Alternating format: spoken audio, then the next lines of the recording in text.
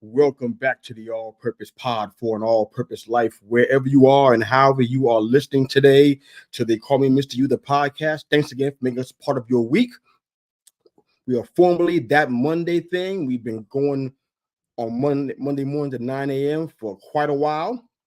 I think we probably were somewhere in the realm of about 8 or 9 months. We made a transition, schedule, personal stuff, and something that was just good for business. So we moved to Thursday nights at 7 o'clock. It's going to take a little bit of adjusting. I get that. We're adjusting as well. Herb and Raj are on assignment, so they won't be in the house today, but they'll be watching and commenting from the sidelines today. But thank you again for joining us and for continuing to move forward with us on this mission. It's weird to not be here for a Monday. I'm like, do I still need coffee for a Thursday night? I'm trying to figure this thing out. It's kind of weird, but despite all the awkwardness, we're so glad to have you here joining us and listening to the show. If you love football, this is what we do. In the offseason, we were talking about a lot of different things. NBA, my Knicks were doing well at the time, the Yankees, Major League Baseball, and even a little WNBA sprinkled in. But at the end of the day, when it's all said and done, we're a football show, so we talk football. We're going to be doing that today. So thank you for all the comments and the questions coming in from the faithful listeners and supporters of our show. Thank you for making us a part of your week and a part of your listening pleasure. So we're excited about that. And we'll go ahead and jump into a few things here. But just in case you guys weren't aware, we have a YouTube channel, the youtube.com at They Call Me Mr. You. We would love if you guys to subscribe to the show. If you are an avid listener or want to start watching us more frequently, and just kind of follow what we're doing, all the changes that's going on, all of the content that myself and the rest of the squad is putting out. You find it on our YouTube channel. Please subscribe there. Let us know you care by doing that. It pushes forward. Big help. If you're an audio listener only, of course, we got to respect you guys as well. You can find us on Apple Podcasts. Same name. They Call Me Mr. You. You can subscribe there and get all your audio podcasts. We have our His and Hers podcast that you can find there, episodes from previous seasons and some more coming up in the fall. Of course, all of our one-on-one sessions and interviews, maybe with friends that you might know, you might recognize. I've been doing some interviews the entire year. You can find those also on the audio side on Apple Podcasts, Spotify, Amazon Music, Pandora, iHeartRadio, wherever you get your audio podcast listening from, you can find us there. So let's jump into a little bit of football today. It's going to be the content for our entire show. I want to kind of start off with what I heard from Joel Klatt. You may know him as a Fox College football broadcaster. I highly respect his work. One of the few folks that I actually like listening to, and I love his insights.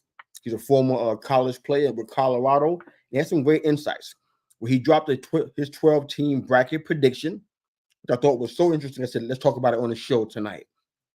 So he had his 12-team bracket, his Power 4 teams. He had his first round and his national championship winner, the whole 9 yards. We're going to kind of run through that a little bit and see what you guys think about what he was saying.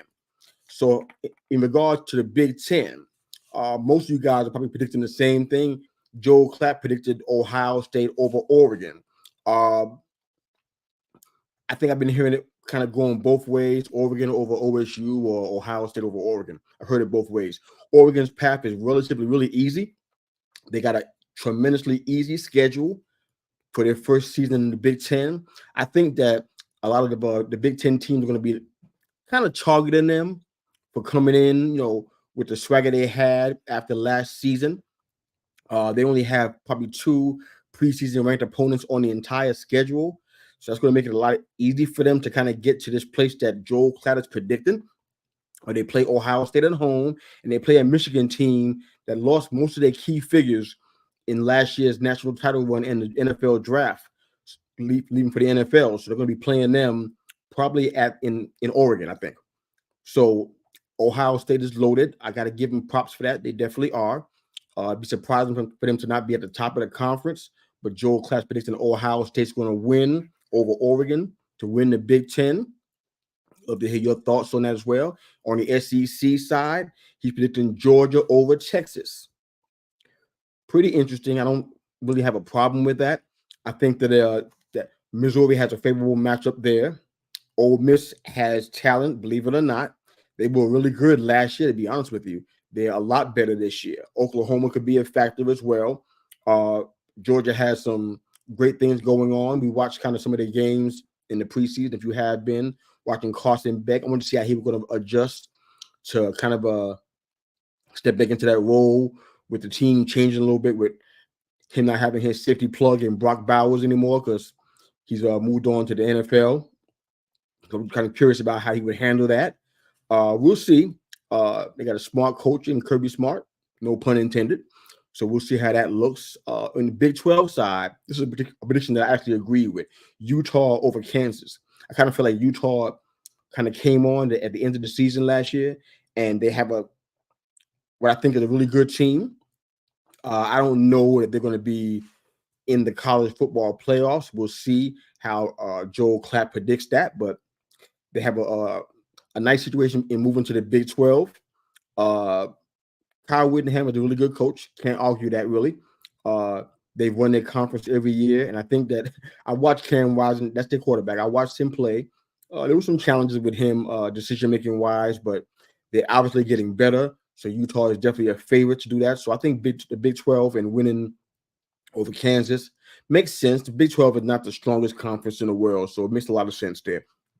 On the ACC side, he has Miami over Florida State. I think that's very doable if Cam Ward is who we think he's going to be. A lot of predictions saying he's going to be the best quarterback coming out of the draft, maybe the best quarterback this year. We'll see if that's so or not, but he has the opportunity to be that, especially in the ACC for that matter. The man is talented without question. So, definitely ride on his arm if you expect to win a conference championship. He has his top five are Ohio State, Georgia, Utah, Miami, and Notre Dame, which Notre Dame never gets left out. Independent that they might be, they never get left out of the conversation. So I love seeing that. I don't know how you feel about Marcus Freeman as a head coach. I think he does well. I don't put him in my top 5 best coaches in college football, but he's up there. I think they already kind of have a good shot to have a playoff spot and secure a home game in the first round. We'll see how that goes. I guess you have to find out if you like Riley Leonard.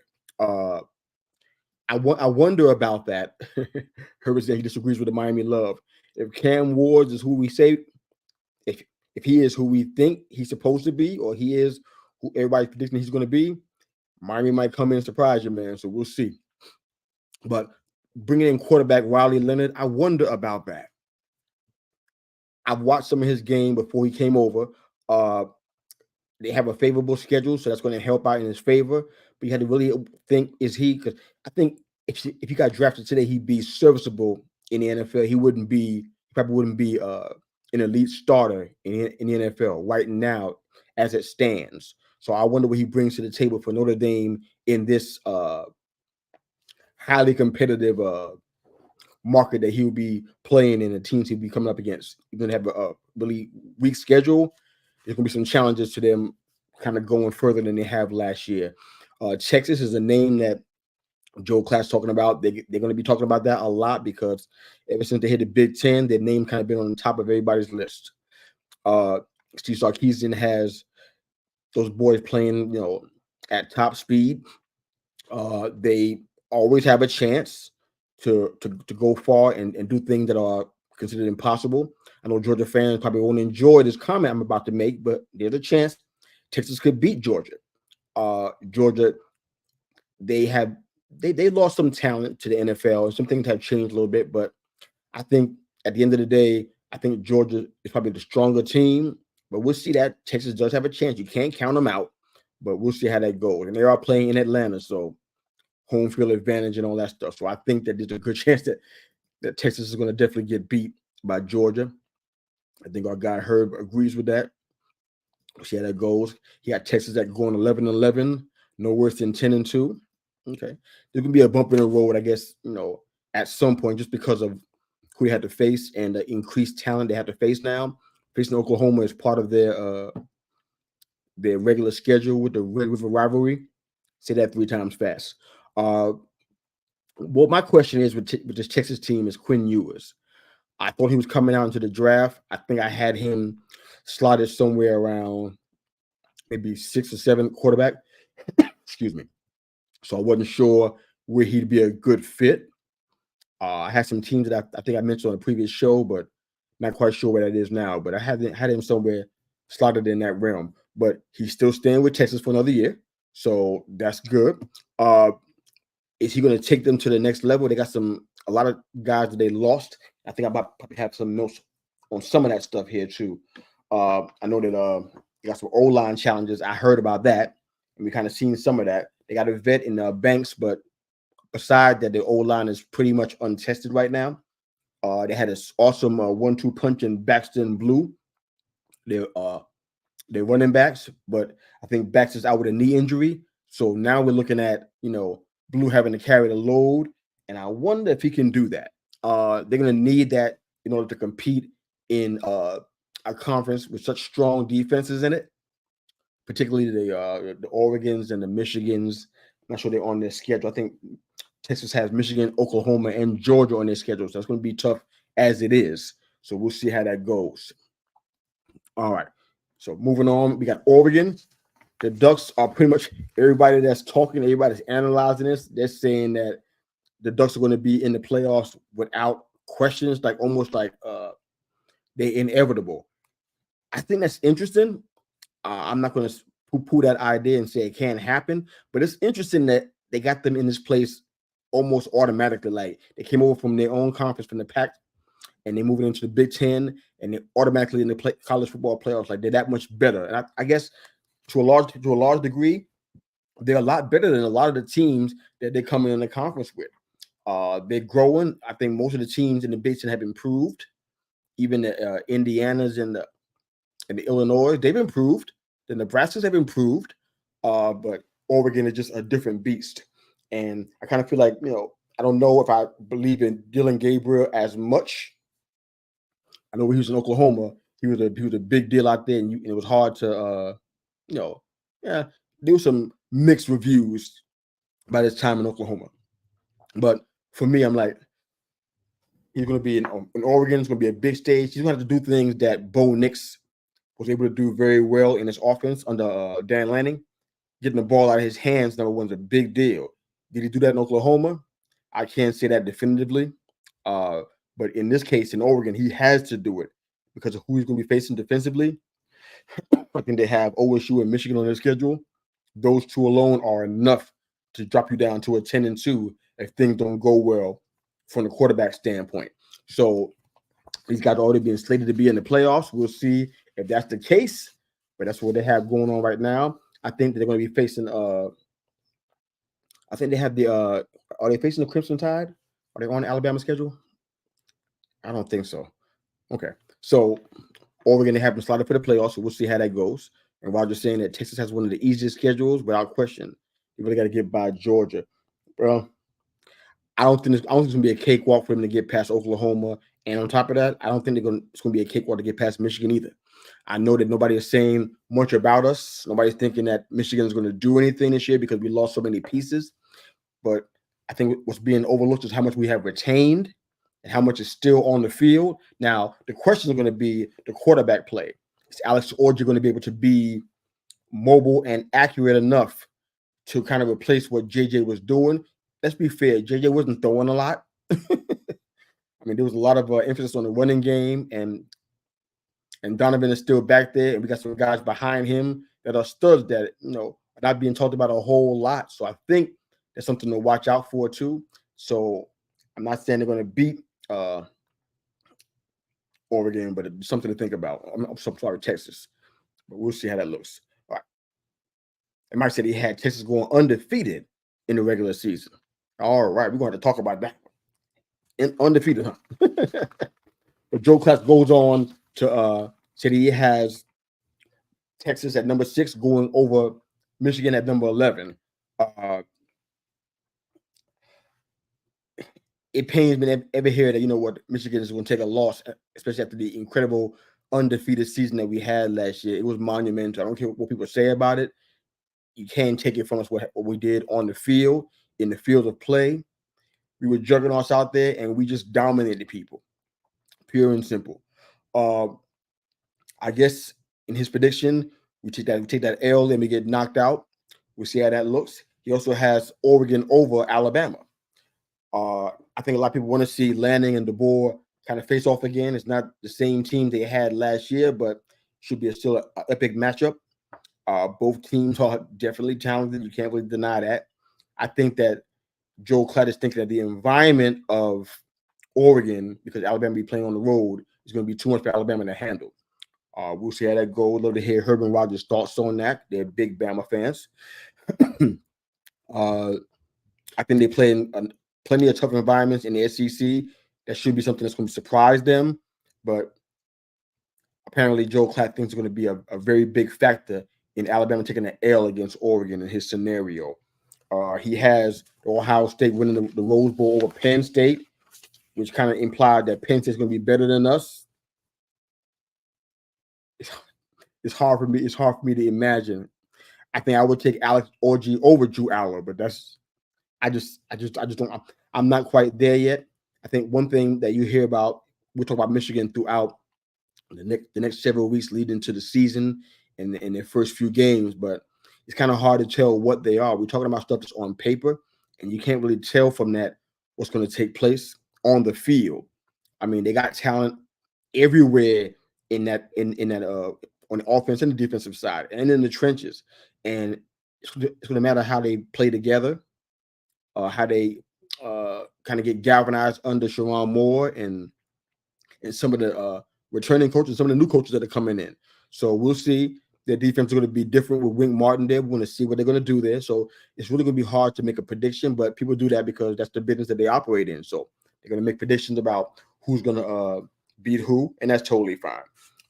He has Texas over Utah, Notre Dame over Miami, and then in the semifinal, I think he has Ohio State over Notre Dame and Texas over Georgia in the Cotton Bowl.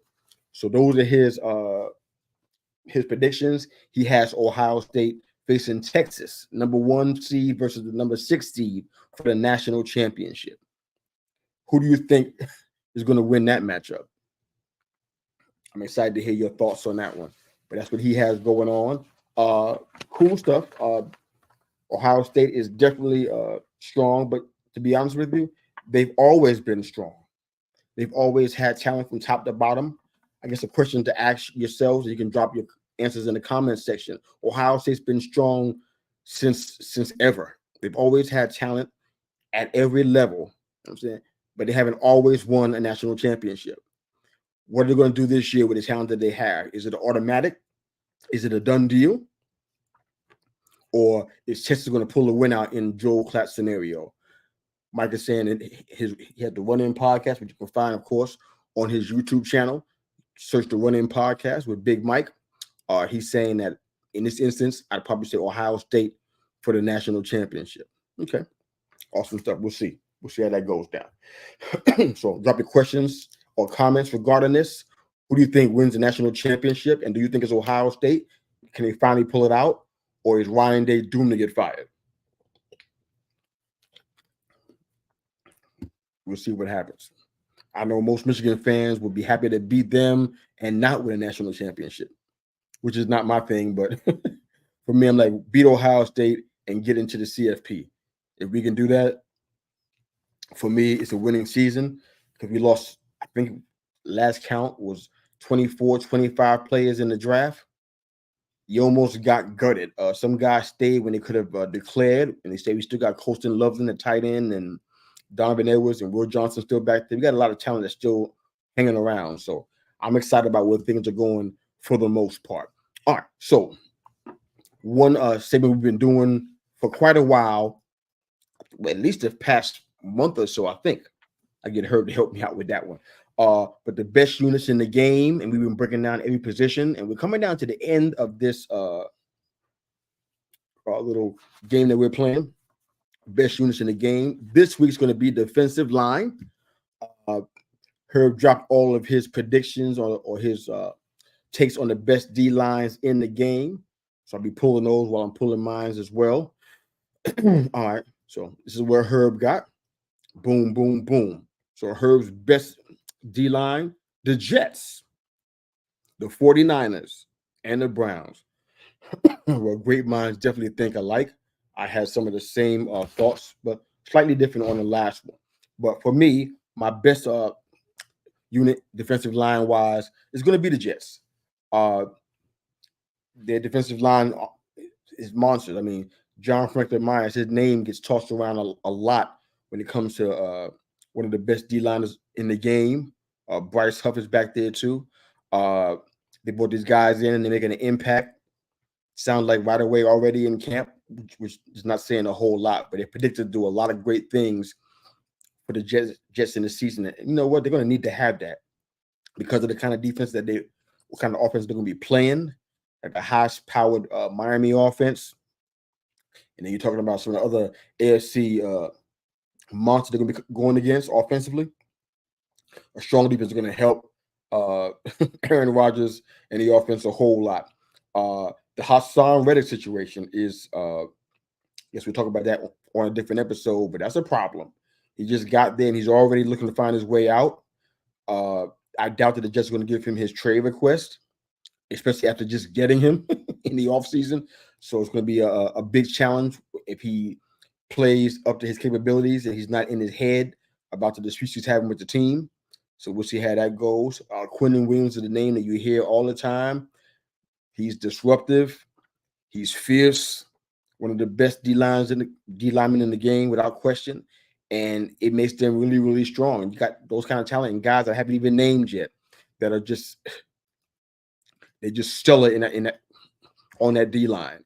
And it's like, I don't know who they're gonna be. I don't know who's on their schedule this year, but they're gonna have a whole lot of problems. I know Javon Kinlaw is back there too, and CJ Mosley, who I loved when he was playing with Baltimore. He's out there too. It's like this is a monster D line. So I agree with Herb. The Jets are my number one as well as his. We agree on the second one as well. The 49ers. They lost Eric Armstead, 6'7", 300, I don't know how many pounds. He was a monster back then. But they got star power. I mean, Nick Bosa, if he's healthy, man, always a defensive player of the year candidate all the time. Quarterback pressures, sacks, this man does it all. Javon Hargrave is as good as you can get as an interior pass rusher. I mean, and they added Leonard Floyd as well, which is a nice compliment. If Bosa is healthy and Floyd's on the other side, this is a really high-end group of D-line guys. For me, they were easily my number two best D-line in the game. And usually Herb will give 3, and I have like about 5 or 6 or 7. How many do I have? I got like 5 this time. So the third one is going to be, for me, is going to be, for him, it's going to be the Browns. I'm sure you had to break down for them. I got them at 5. So I'll just kind of break down what I've been seeing in them. Myles Garrett. I mean, honestly, he was doing the work all by himself out there last year. And the Browns had probably one of the top defenses, if not the number one defense, for a good part of the season. It dropped down from a week or two here and there. But they were number one almost the entire season, if I'm not mistaken. Correct me on that if I'm wrong. But they had guys they pieced together around him, and they were still putting in that work and had a number one defense. So now they've been really, intentional about adding some parts around Myles Garrett. They brought in Dalvin Tomlinson. Maybe you remember him from I think he was on the Giants, if I'm not mistaken. He was one of our guys. He was one of our guys, and then he went to Minnesota for a little while, and then to Cleveland. You got Shelby Harris. He came over from Denver. He wasn't a big sack guy, but pressures and rushes and tackles is kind of what Shelby Harris did best, and that's good for what the Browns are trying to accomplish. I didn't know they had Za'Darius Smith. Stud came from Green Bay. I mean, he was a stud for them. I'm surprised that they let him out of the building, but he was a stud for them, and the Browns D-line is going to be incredible. So nice pick by you, Herb, at the third D-line team there. Mine's with the Eagles. For the first time, they had some questions on the D-line. I always thought the O-line was better than the D-line anyways, but I think we should be watching out for Jalen Carter. I think this might be a year that he may even come back stronger than he did last year. He came out hot and then kind of just cooled off the second part of the season. So but he still had a fantastic grade as a dominant D-line guy. Bryce Huff is back there as well. Um, Jordan Davis and Nolan Smith. These are names that you hear about every time somebody's analyzing the Eagles defense. So these guys are good. They're stable. They're solid, and they're young. So they're just getting better. I could have picked the Lions. I had them at 4. Hayden Hutchinson, go blue. That's my boy. But there's some things around him that I wasn't too sure about, like DJ Reader. I think he's still hurt right now, and they brought him in to try to help. Marcus Davenport, he did good on the Saints, and by good I mean he was competent. He had some flashes, but they brought him in there to try to kind of turn things around. So I'm not quite sure that's going to help Hutchinson on both sides, but we'll see what happens. But on the D-line side, really good stuff. I'm pretty excited about seeing what they do, especially in the NFC East. Big Mike says, any fan that would rather beat your rival instead of winning a championship is 10,000% little brother energy. What is this about? What are you talking about? You talking about me? This is about Michigan? Oh, man, I want to win a championship, obviously. Especially after last year. I want to win it again to show that we're, that we're still viable in this playoff race. So I'm not trying to just beat OSU and not win a championship. That's more of an OSU thing. I think I'm not down with that. I want to win the whole thing again. But that's just me though. Okay. I'm like, what? Mike Fair in Auburn. Oh man. All right. Eagles question marks and no Kelsey made me pause. Yeah.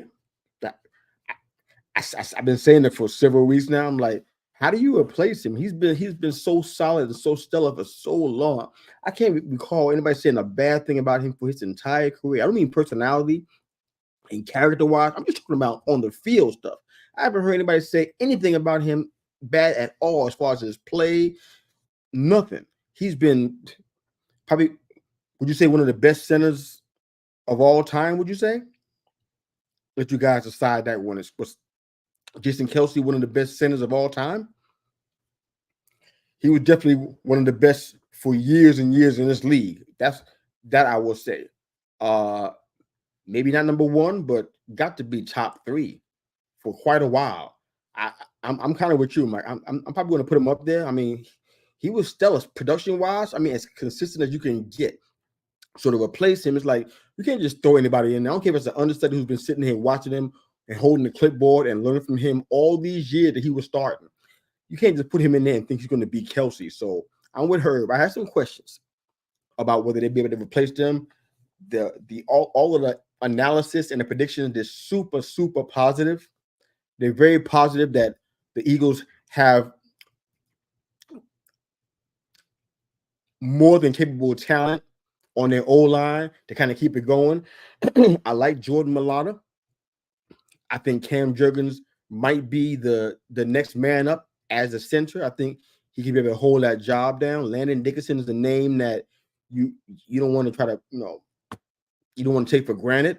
He's really good and solid at what he does. And of course, Lane Johnson is still there on the right side. I mean, they got an incredible O-line, so that's not really a question, but we'll see what that, but the D-line, I think, is where some of the challenges are.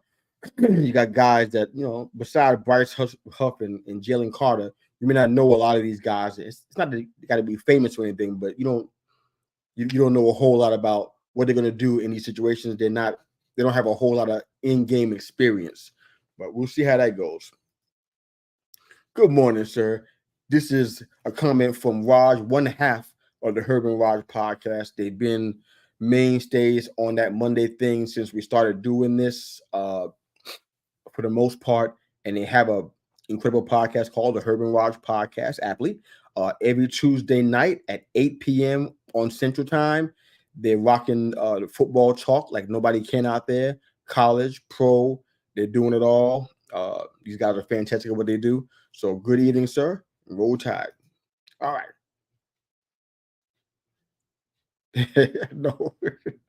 No, this is good. I think your answers are exactly the same thing. This is the D-line is like, say the truth, to be honest, all three, my top 3 teams, Jets, Niners and the Eagles, I probably can do an O-line on them and probably have them almost in the same place. Maybe the Jets won't be at number one. Might dip them down a little bit on the O-line side. Not quite sure I believe in them that much, but yeah, we're doing defense. So that you all good. Hey, lady, thanks for joining us. We appreciate you so much. Lady's been a big supporter of our show, and of course, also our wrestling show at 9 o'clock. So love to have you on, and thanks for chiming in on all of the football-related topics. You missed college, so wish you were there for that part, but glad you're here to join us today. All right, so next up, I want to get into a little bit of the question we were asking about some of the predictions we had for college football. Now, this is the tough one because, and this is tough for me because the season hasn't even started yet. And people are talking about where somebody's going to be at, who's going to win what, blah, blah, blah, blah, blah. It's tough because you can't tell. All you can do is just really guess. But I asked some poll questions this week regarding Texas and Oklahoma and Oregon and Washington, and they're all coming into new conferences this year. I was wondering what the predictions were going to be for each of these four teams, and I want to see what we had from the Herb and Raj podcast. I know they answered a few of those questions for us, so let's see where we got some of their responses. All right. So on this one, Herb and Raj have Texas going easily 11-1, no worse than 10-2. All right. So the biggest games I think on their schedule, because the schedule is probably one of the easiest ones going right now, and they have Texas. Sorry, Texas has Georgia, Oklahoma, and Michigan.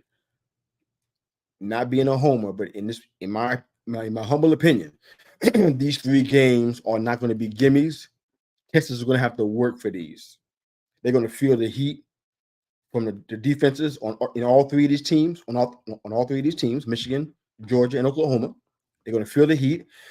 Quinn Ewers is going to have to perform in the situation, and if he doesn't have his two running backs and they're shorter man and they're struggling, these are going to be challenging games for them. I forgot where they are in the schedule, but they're going to have some challenges facing off against them. I got Texas going 10-2, 9-3 at the very worst. I think Michigan has a chance to beat them, but I'm doing that based on who's on the roster and not so much anything I can see because they haven't played the games yet. So this is all just predicting. All right. So Oklahoma, Herb and Raj podcast has 8-4 or 7-5. Our guy Brian, he's a big Oklahoma fan. He'll be jumping in on the show from time to time to kind of chop it up on some college football talk with us. He has him at 9-3. Of course, he's an Oklahoma fan, so he already hates all of that stuff. So that's just we expected that. At the same time, I think that his 9-3 prediction is pretty accurate. They're going to be playing Texas, Missouri, and Bama. There's a good chance, a really good chance, that Oklahoma doesn't beat either one of these three teams. So this makes sense right here. Jackson Arnold is predicted to be their starting QB. If he's as elite as they say he is, 9 wins might be, a certainty for them. So that's better than what it could be, better than what somebody even predicted for Oklahoma, the Oklahoma team. So that's totally fair. Urban Watch podcast has Oregon winning the Big Ten. Okay. That's been said quite a bit. I'm not going to say Michigan's going to win the Big Ten. I know better. I just want them in the playoffs at this point. But Oregon or OSU have been the two that have been predicted to win the Big Ten. Fair enough. I have Oregon going 11-1. They're playing OSU and Michigan. Those are two teams that it's not totally clear that they're going to definitively beat both of these teams. I think we'll see it. Talent-wise, they got it going on. They got a very efficient offense. Can Gabriel do what Bo Nix was doing, on a successful level, getting the ball out of his hands, making smart decisions, moving his feet when he had to, staying in the pocket when it was wise? I think that's going to be something we got to see from Gabriel. Ask yourself, did you see that when he was at Notre Dame? and that's just up that question there. They also got a Texas A&M transfer that is a stud at wide receiver, already being considered elite, hasn't played a game yet. It's a possibility he might even be better than Troy Franklin, which is high praise. So Gabriel has somebody to help him out back there. So Oregon could be pretty tough. We're going 11-1 on that one. I am going to hesitate to give them the Big Ten, but we'll see. All right, so Washington was our fourth team. Urban Watch podcast has Washington going 7-5 or 8-4, but they're going to have a season. It's going to be a struggle from what they're saying. I got Washington at about 6-6. I think I may regret that decision. They may want to bump them up a little bit because even though they lost a lot this year and lost their head coach, and they kind of almost started from scratch in some areas, I think that they're a lot better than what people are saying. They're not all the production is gone, but a good bit of it is gone. That's just being fair. But I think they may have a chance to put up a fight and win some tough games. So we'll see how that looks. Our three teams with best D-line. Yeah, that's what we did. So you had the Jets, the Niners, and the Browns. And that was the best D-line, without question. All right, 6-6 is fair for Washington. Yeah, I could be wrong. More than likely, in about 2 weeks, I'll probably change my mind. But that's going to be fun about our college football talks, man. I'm excited about that because I'm probably going to change my mind a whole bunch of times. It's not going to be the first time. All right, so I asked also some more poll questions. Who's your surprise AFC team and your surprise NFC team? Well, this was a tough one. Shoot, let me get some water. I'm doing most of the talking today, so don't dry. All right. So surprise team in the AFC. So let's start there. Now, the temptation for me to go chalk in the AFC and NFC is a really, really strong temptation. I mean, let's be honest. Almost everything has stayed the same.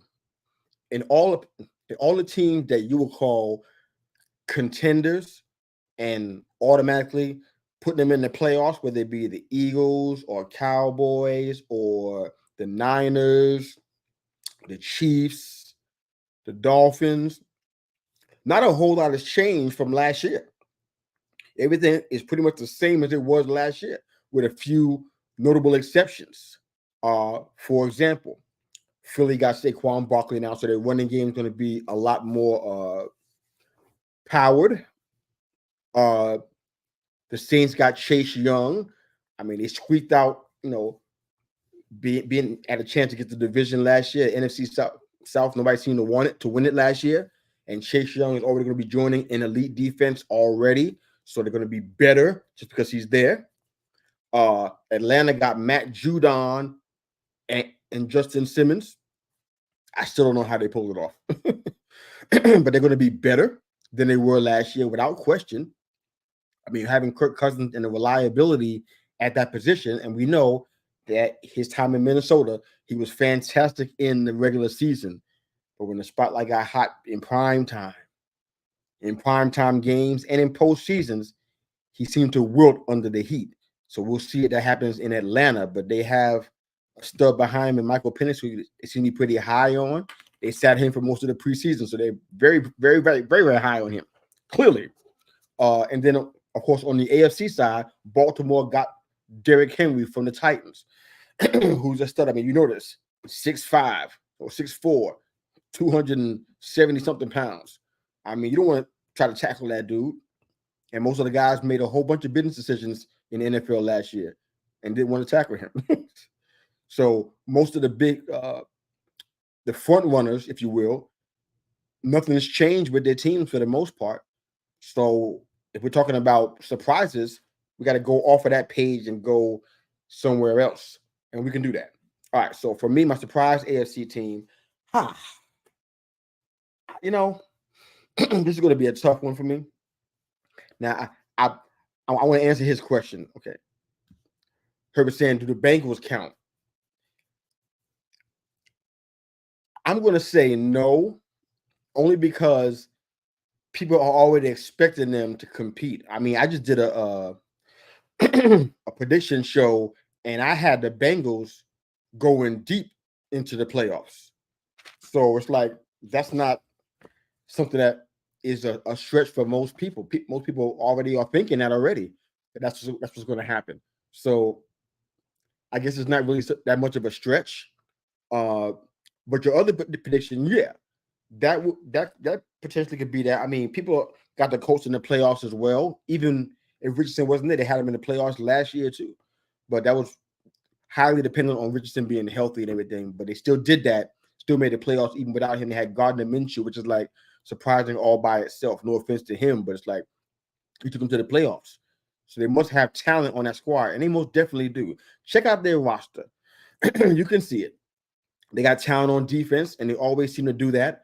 It could be better, but they have a very talented defense. They got DeForest Buckner, who you know from the Niners. Julian Blackman, who's moved around the league a little bit. Kenny Moore, the second.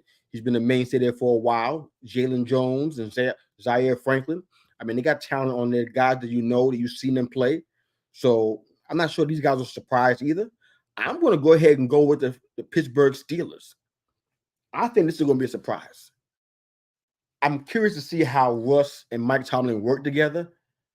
I could imagine it's going to be great. I think Tomlin's a great coach. And I think Russ is willing to be coached. I don't see anything historically that said he's not. And he's had a couple of great coaches. If you want to include Peyton, the coach before him was not so great. But I think they're going to be competitive.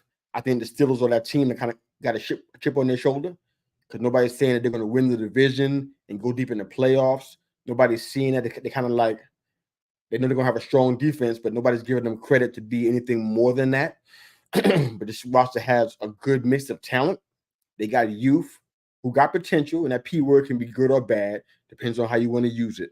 But will that locker room follow Russ and kind of get out there and quote unquote cook with him as a signal caller? We'll see. Not hearing great things about Justin Fields, so it's not looking great.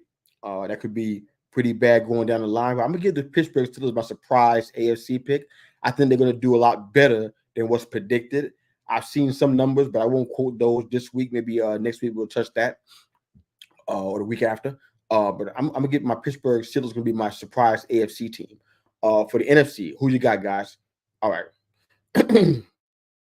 Falcons and the Bears. I wouldn't tackle Derrick Henry on a video game. I know that's right, fam. I wouldn't even dream of it. All right, so you got the Falcons and the Bears. I like these. And these are really hard for me to pick because I don't know which one to pick. Falcons or the Bears. You picked the Falcons first. I'm going to probably go ahead and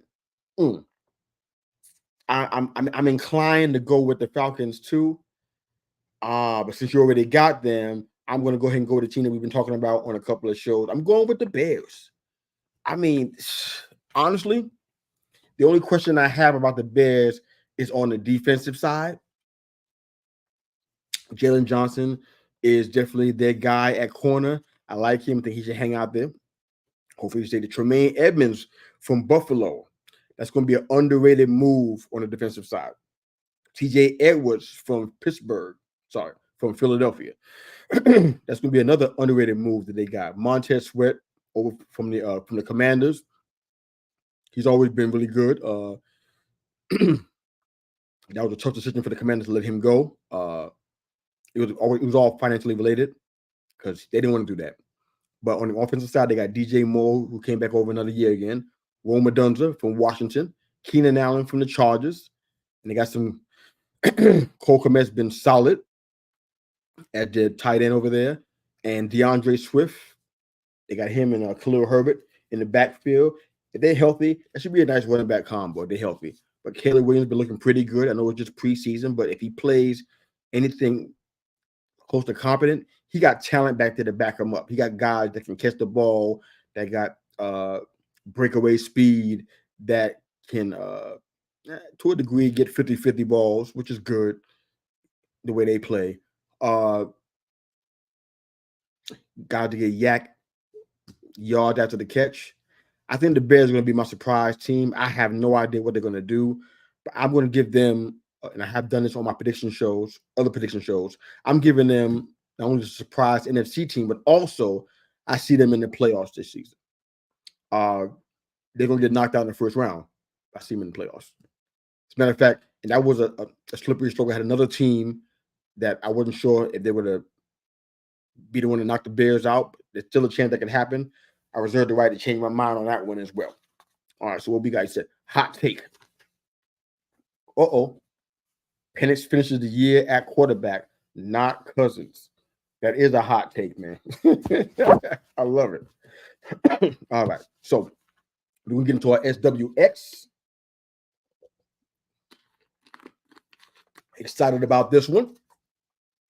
These teams are it's kind of run of the mill, middle of the road. But SWX, for those of you guys that are watching us for the first time, don't know what we're talking about, why we abbreviate and stuff. All right. SWX stands for strength, weakness, and X factor. Strength, weakness, and X factor. We've been breaking down the NFL for the past several weeks, and we're about 2 or 3 weeks away from finishing this up. And then we're going into heavy NFL and college football predictions every week. So we're going to be going hard in the next 2 weeks or so. But our 4 teams that we're going to be breaking down for our SWX challenge this week: the Cleveland Browns, the Arizona Cardinals, the Los Angeles Chargers, and the Tennessee Titans. All right, the Browns, the Cardinals, the Chargers, and the Titans. Let's see what Herb got out here for us today. All right, so we're starting off with Cleveland. Herb has the Cleveland defense as the strength. Great minds think alike, baby. Kind of hard to dispute that. There isn't really a weak spot on their entire defense. Myles Garrett leads the charge, 15 sacks, super high, nearly perfect pass rush grade, defensive grade. You got Zadarius Smith, like I said, from the Packers. The Packers let him out of the building. I still don't get that. But that man, he saved the day on that defense so many times I can't even count. So it really makes no sense to me. But he's with Cleveland now, and they made them a whole lot stronger. He's just 31 years old, so he is going to definitely be one of the best pass rushers or edge rushers in the league next year. The Cleveland, their strength is definitely going to be their defense, without question. All right.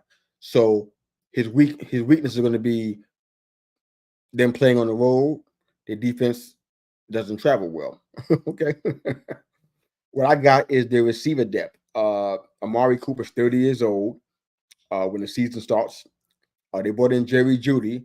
Kind of all depends on how you feel about him. Do you think he was great coming out of college and joining the Denver Broncos? I didn't really have that feeling about him. He has a chance to not be a disappointment like he was last year.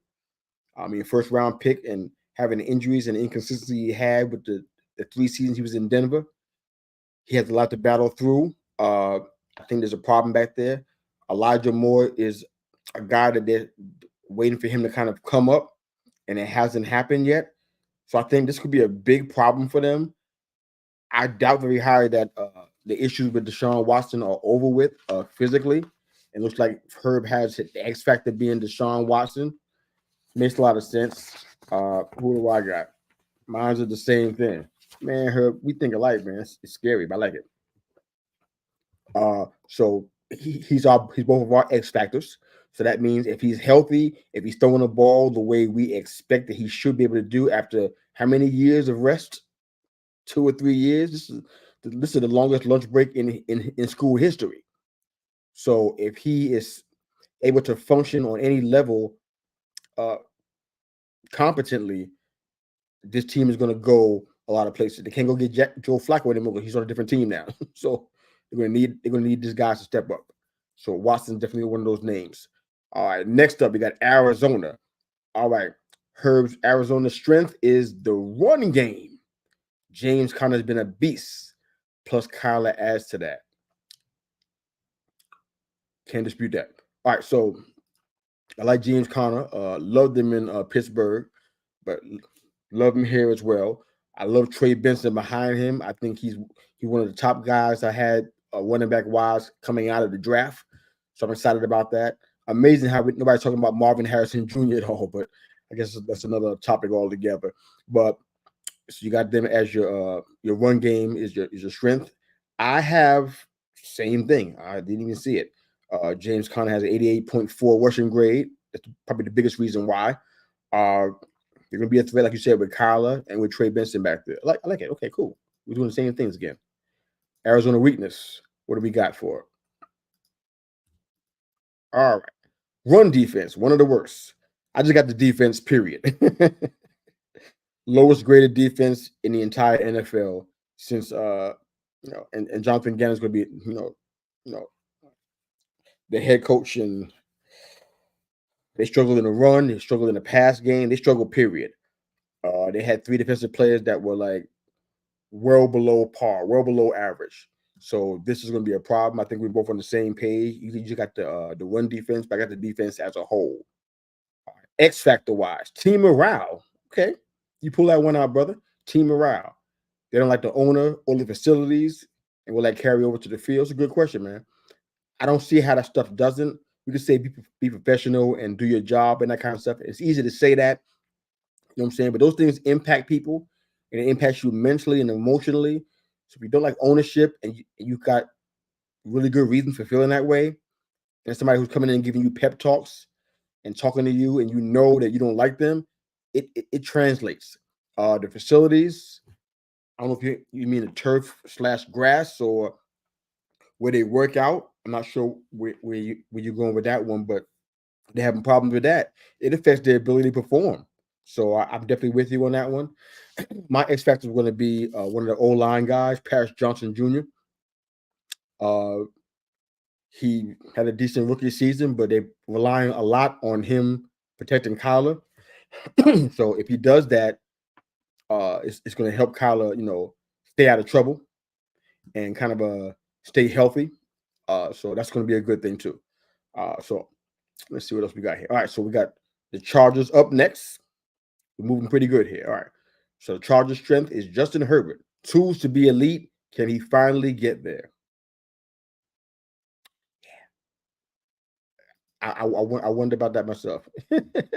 Shano said Watson is their weakness. I can't fault you for that, man. You're probably spot on about that because this is not a good situation. This man had almost three years off, and he doesn't look any better throwing the ball than he has. Maybe there's something else wrong. He's hasn't been diagnosed because he shouldn't look that bad after all this time. But as far as strengths go, Herb got Justin Herbert. I have their okay, I'm missing my own work. All right, edge rusher. That's what I have. I feel like Khalil Mack, even though he's 32 years old, he had one of his best seasons he had in like 3 years. So he looks fantastic. Career high 18 sacks last season. So that's good. But beyond that, that's where the problem is. Joey Bosa is hurt a lot. I mean, I have a Joey Bosa watch. I mean, everybody knows that the Chargers are my second NFL team, my favorite. And I'm on a Joey Bosa watch every time the season starts because he gets hurt every single year. It's like, how is this possible? When he's on the field, highly productive. Stacks, QB pressures. I mean, he's in there. He's a stat monster. He's filling up the stat machine. When he gets hurt, though, and then what happens? That's it. So they got some guys behind him. We'll see how that looks. But you're gonna have to put a whole bunch of guys behind him because Bosa gets hurt a lot. So that's gonna be where I have the weakness. Well, yeah, the weakness. No, the strength. Sorry. All right. So for Herb, the weakness is skill positions. Wide receiver and running back lost a lot and have not recovered. Facts. I got wide receiver. I wasn't a big fan of Mike Williams. So man, the man had all the potential and opportunity in the world to do some things, and he could never put it together. I mean, you got guys like Phillip Rivers throwing you the ball, and you can't get that together. No. And Chargers had probably one of the worst cap situations in football, so they had to kind of let go of a lot of the guys, like a Keenan Allen, who we aforementioned. He's on Chicago Bears now, and Mike Williams going to the Jets. So they had to cut a lot of guys. If it wasn't for the cap, they probably would have kept both of them. That's how much wide receiver was a need. So I got that at the biggest weakness. Quentin Johnston, his name keeps popping up. We're trying to figure out, are you here to play? What's going on? I mean, I see some challenges when he was in college, but I don't know what's going on with him. I don't know if it's a head thing or what, but Harbaugh's not going to have it. He's dropping passes and he's struggling big time. So they brought some guys in to try to help out with that. Cornelius Johnson, who came over from Michigan, go blue. Brendan Rice, who, of course, that is Rice, last name as in Jerry Rice. Brendan Rice is his son. And Lab McConkey came in. So they're trying to get some running wide receiver help there. So hopefully this helps out to get some playmakers out there for Justin Herbert to throw to. So we'll see if that works out. Herb's X factor is Harbaugh and the change in philosophy and style, valuing the run game more. I could see that. I mean, that makes sense. I mean, running back wise, I think they took care of that. Health going to play a part, but I think they took care of that by bringing in Gus Edwards and J.K. Dobbins. I mean, they went to the Ravens and said, you know what? I mean, Jim just called his brother on the phone and said, you know what? You got 2 running backs. Can I have them? And he said, yeah. And gave him both of the Ravens running backs. I don't know how he pulled that one off, but it was majestic. My X factor is going to be Quentin Johnston, though. Still talking about him. He has to catch the passes because he's been dropping those a lot. People are saying, oh, it's not a big deal, but it is because it's happening in bad spots. So it's definitely an issue. To some degree, he's not separating from the defense. The passing attack is a big deal in Los Angeles, and you got to throw that up. And Quentin Johnston is one of the guys, if he's playing well, it's going to help everybody else. So I would only hope that they get that resolved, but that's kind of where we are right now. All right, so for Tennessee, the strength that we got, he said, man, I don't know. O-line, if all the things work out. I got wide receiver. They added Calvin Ridley and Tyler Boyd, who I think both pretty highly of. With D-Hop, it's going to be a formidable wide receiver room. There's some guys back there like Nick Westbrook and Traylon Burks. These guys they've been stable and steady, and they're definitely good at being wide receiver 2, wide receiver 3. That's what they need right now with D-Hop there and Ridley and Boyd. So they're giving Levis some weapons. That's going to be a strength in this case. There's not a whole lot of strength to speak of. So it's going to be a short conversation, but that's going to definitely be a strength there. All right. So let's see what Herbert's got going on here. So weakness is going to be injuries. Already got 2 of the top 3 wide receivers. Okay. Who's hurt? Well, these guys are healthy. Okay. Plus, honestly not sure about the skill group in general. Big names, but will they produce? Yeah, there's not a whole lot of names to speak of beside the ones I just named. D-Hop is back there. Tyler Boyd coming over from Cincinnati. Calvin Ridley coming over from Jacksonville. Beside that, everybody else are kind of just Nick Westbrook he's been there for a while. He's always been a backup, but he helps. He helps on this team. They brought in Tony Pollard and Ty J. Spears. I don't know whether that's going to be deal breakers for them on the offensive side. The wide receiver room is strong. Everything else on the offensive side is probably a little bit suspect, so I'm not quite sure. And you got X Factor, you got Will Levis. That's good, man. I got Will Levis too. I mean, the entire fate kind of rests on his shoulders, man. I know he's a second-year quarterback, but it's really on him. He showed some flashes, man. He had an awesome game against Atlanta. Not saying much when you got Desmond Ridder on the other side, but he had 4 touchdowns in that game, 238 yards. So he sliced them up. Did fantastic against Miami. I'm sure Raj remembers that game, week 14. But beside that, it's kind of been no real big time throws. A lot of turnovers with the ball. It's possible that Tennessee can compete in the South, but Levis is going to be a big part of whether that's going to happen or not, whether that's going to work out to their advantage. So we'll see how that goes. We both got it. Will Levis at the X Factor, and we'll run through some of the rest of our comments before we shut down the show. All right, so let's see what we got going on. All right. So Urban Rod says, we love Judy at Bama, but didn't like the drops or the demeanor in Denver. Needed a fresh start. It's on him, though. Yep. When he came out, It was a big online battle, and I was a part of it. It was Judy versus CeeDee Lamb. And I picked Lamb over Judy. I thought he was the better wide receiver, and they were trying to fillet me out here in these streets. I don't think I had hardly nobody on my side saying Lamb was the better wide receiver. I feel vindicated today. All right. So Herbert saying NFL asks every team to treasure facilities and coach and all that. That's where that came from. Okay. Guess whose mom is in the house? My mom. Good job. Thank you, Mom. Appreciate you so much. All right. Said, man, he was a wasted pick. Who was that? Was that Judy or was that Watson? Clarify that for me, Shane. I know who we talking about. Who's the wasted pick there?